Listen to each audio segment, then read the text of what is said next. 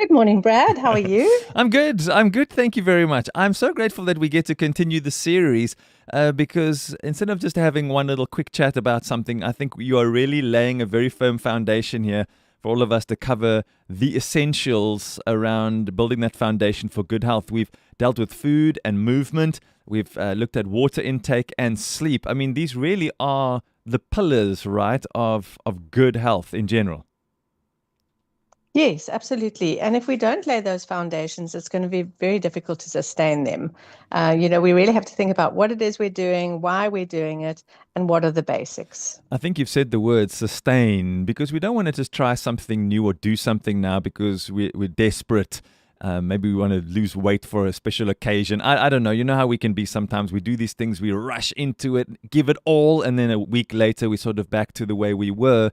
Then we deal with frustration and guilt, don't we? So you've said something important. Lay that foundation, make the small changes for our listeners. Go back and check out the podcast so you'll know what we're talking about. And then we can actually sustain it because it's realistic. And that's really what we need. Yes, I think that's what you said now is also important is the realistic aspect of Mm. that.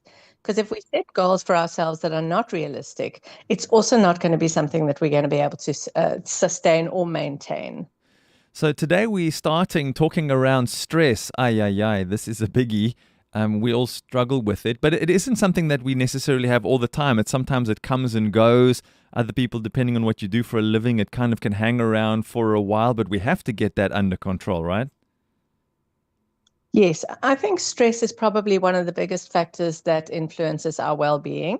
And one of the consistents, as you said, it's not there all the time necessarily, but I often see a lot of people that are more stressed than they should be. Mm. And if they aren't able to manage that stress and how they perceive the stress and how their bodies cope with it, then it undoes almost all the health things that they're trying to do. So if we can't get the stress thing right, then that is going to have a negative influence on our well-being.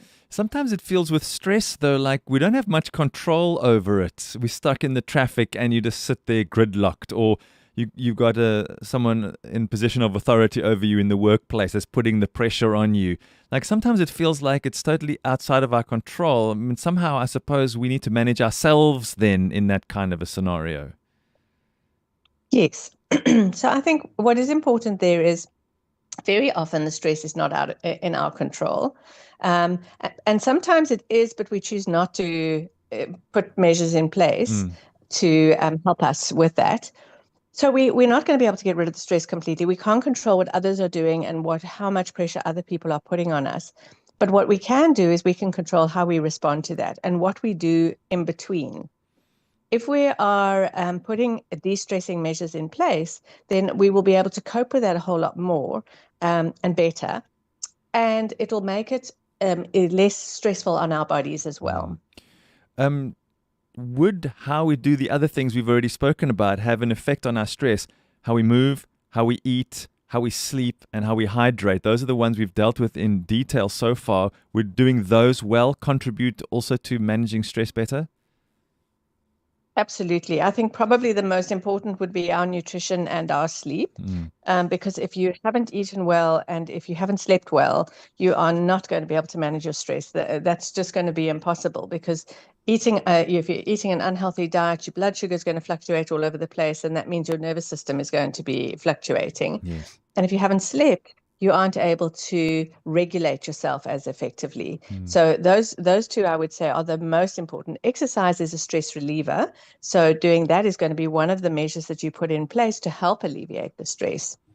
And then making sure you're hydrated, just make sure that your Mm. body is able to cope and function as well as it needs to. So, can you maybe share a few more practical tips that we can exercise throughout the course of the day, somewhere, somehow, that could help us to manage stress better? Yeah, so taking regular breaks throughout the day is helpful. Even if you just go move away from your desk, go and take a few deep Mm. breaths somewhere. Maybe go outside if you can, if there's an outside environment, breathe in some fresh air, look around, look at the nature around you, and then come back inside. It'll help you, to refocus and to re-energize you. The deep breathing exercises, there's all sorts of different techniques that you can follow.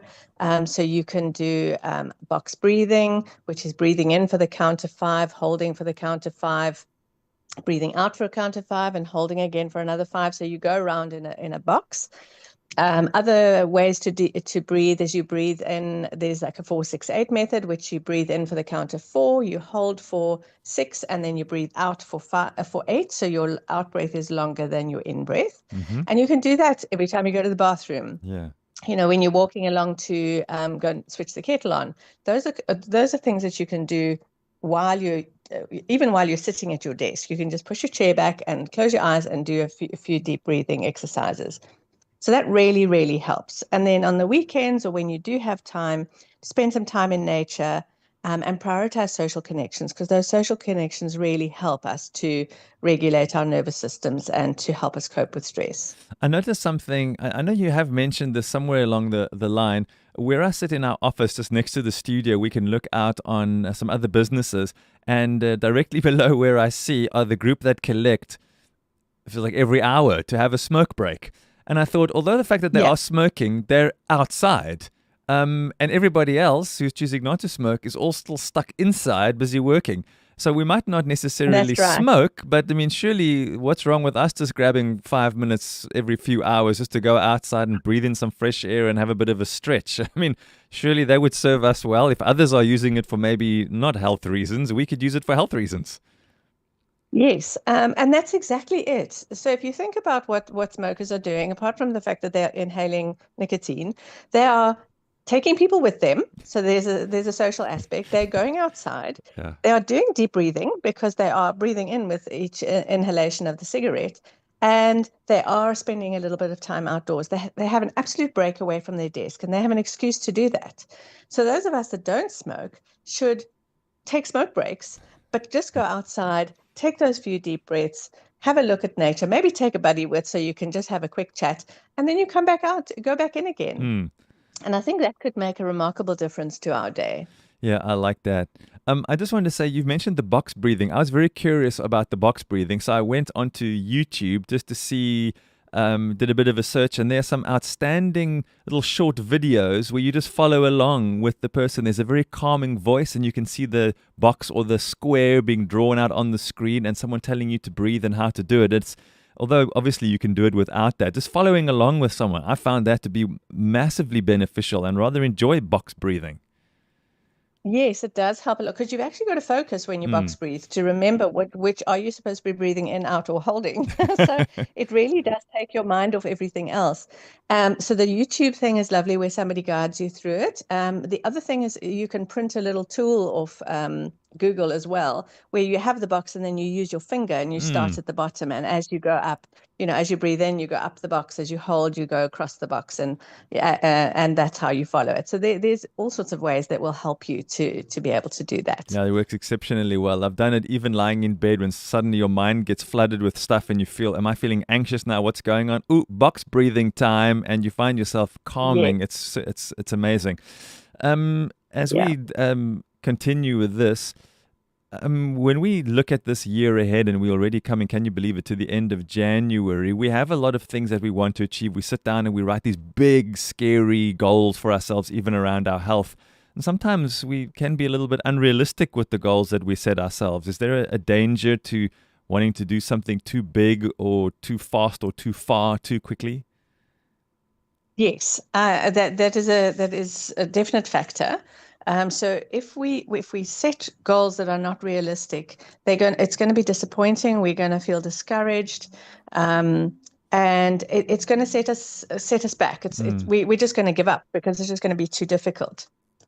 So, if, for example, you have 40 kilograms to lose and your goal is to lose 40 kilograms in 3 months, maybe you need to relook at that, because it's not really a realistic goal. If you're going to do it in a sustainable way, that you're going to keep the weight off and you're going to adjust your lifestyle around that, that's probably going to take a year or more. But you can aim to, your end goal can be that you need to lose 40 kilos, but you can lose maybe 5 a month, which is a lot more realistic. And it makes it, you as you go along and you see, okay, the weight is coming down, you're not discouraged because you can see that there is movement.